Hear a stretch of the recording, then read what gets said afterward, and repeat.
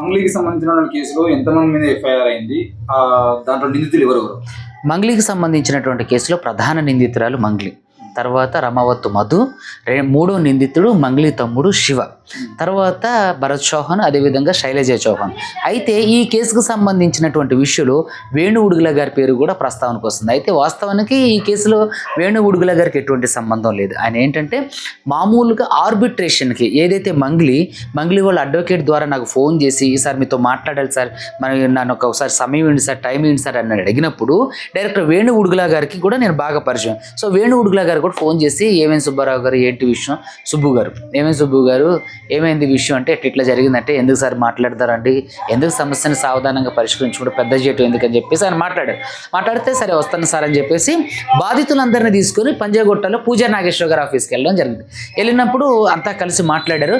నేను కంప్లైంట్లో అంటే పోలీసులు అడిగారు, వివరాలు అడిగేటప్పుడు మరి ఎవరెవరు ఉన్నారంటే వేణు ఉడుగుల గారు కూడా ఉన్నారు అని రాశారు. సో దాన్ని ఏం చేశారంటే కొన్ని ప్రధాన మీడియాలు ఇందులో వేణు ఉడుగుల గారి మీద కూడా ఎఫ్ఐఆర్ అని చెప్పారు. దీంట్లో ప్రధాన నిందితులు మంగ్లీ, రమావత్తు మధు, ఎవరైతే ఈ డబ్బులు మెయిన్ స్కామర్ ఉండో రమావత్తు మధు, మంగ్లీ తమ్ముడు శివ, అదేవిధంగా శైలజ చౌహాన్, భరత్ చౌహాన్, వేణు ఉడుగుల గారు, పూజారి నాగేశ్వరరావు గారు, తిరుమలు, తర్వాత మిగతా మా ఫ్రెండ్స్ పేర్లన్నీ రాసి వాళ్ళందరూ ఏంటంటే అందరూ అక్కడ ఉన్నారు ఐ విట్నెస్లని. సో కాబట్టి దీంట్లో వేణు ఉడుగుల గారి పాత్ర లేదు, వీళ్ళ మీద మాత్రమే ఎఫ్ఐఆర్ అయింది. ఇప్పుడు ప్రధాన నిందితురాలు మంగ్లీ అన్నప్పుడు మరి ఆమె ఏమన్నా పెట్టకుండా ఎందుకు? అది పోలీసులకి నేను రాసిచ్చిన పిటిషన్ మీరు చూసినట్లయితే నేను ప్రధానంగా మంగ్లీ మీదే రాసుకుంటూ వచ్చా. కానీ మంగ్లీ మీద A1 చేయకుండా మంగ్లీ A5 అయ్యింది. నేను దాని గురించి కూడా అడిగితే పిటిషన్లో మనం ఫస్ట్ రాసిన దాని మీద విషయం గురించి అన్న దగ్గర ఆ టాపిక్ అంటే ఆ కాంటెక్స్ట్ తీసుకొని రాశారట. నేను బ్యాక్ సైడ్ రాసిన దాన్ని వీళ్ళు చూడలేదట, దాన్ని మార్పులు చేయడానికి అవకాశం ఉందని అడిగితే న్యాయ నిపుణులు పర్యవేక్షణ చేసిన తర్వాత చేద్దాం సార్ అన్నారు. అంటే దాంట్లో మంగ్లీ ఏమంటుంది? మంగ్లీ నన్ను బెదిరించింది, జిగుప్సాకరంగా మాట్లాడింది, నువ్వెంత నీ లెక్కెంత అన్నట్టుగా మాట్లాడింది. నువ్వు అంటే ఒక సెంట్రల్ మినిస్టర్ పేరు తీస్తూ నువ్వు ఆయన తెలుసా, ఆయనకు నీ గురించి అడిగితే నీ గురించి అడిగితే తెలియదన్నారే, మీరు ఏంటి చిన్న అడ్వకేటా, ఓకే నువ్వు జూనియర్ అడ్వకేటా అని ఇట్లా మాట్లాడింది.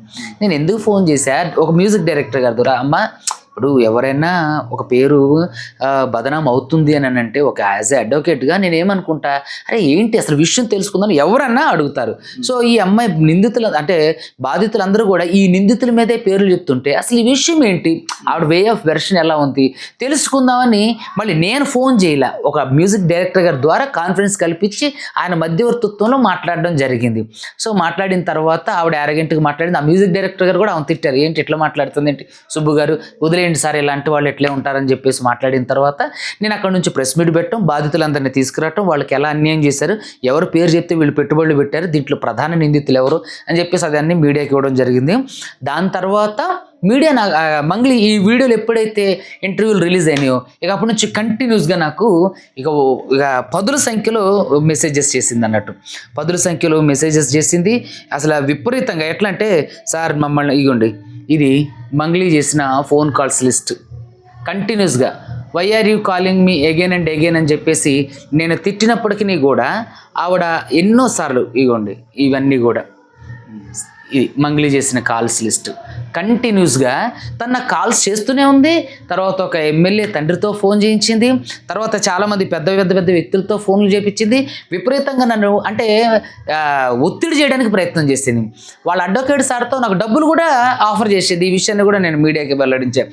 ఆఫర్ చేస్తే నేను అన్నా నాకొద్దు సార్, నేను ఎవరైతే బాధితులు ఉన్నారో వాళ్ళకి ఇప్పించండి అని. ఇవన్నీ కూడా మా క్లయింట్ల సమక్షంలో అంతా జరుగుతుంది. సో పంజాగుట్ట పోలీస్ స్టేషన్లో నేను కేసు పెట్టినప్పుడు వాళ్ళు ప్రాథమికంగా ఈ ప్రైమ్ ఆఫ్ ఎవిడెన్స్ అన్నీ తీసుకున్నాకే వాళ్ళు ఎఫ్ఐఆర్ చేశారు. నేను ఈ కేసుని పోయిన నెల అంటే మార్చి 27వ తారీఖు కంప్లైంట్ ఫైల్ చేశాను.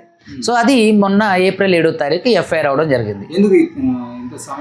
నేను అదే అడిగా పోలీసు వాళ్ళని, ప్రతిసారి అదే అడిగితే సార్ హాలిడేస్ వచ్చినాయి సార్, శ్రీరామనవమి వచ్చింది సార్, ఈస్టర్ పండుగ వచ్చింది సార్, గుడ్ ఫ్రైడే వచ్చింది సార్, కోర్టు పర్మిషన్కి వెళ్ళింది సార్, వస్తుందని చెప్పేసి ఇలా చేసి A1గా ఉన్న మంగ్లీ A5గా రూపాంతరం చెందింది.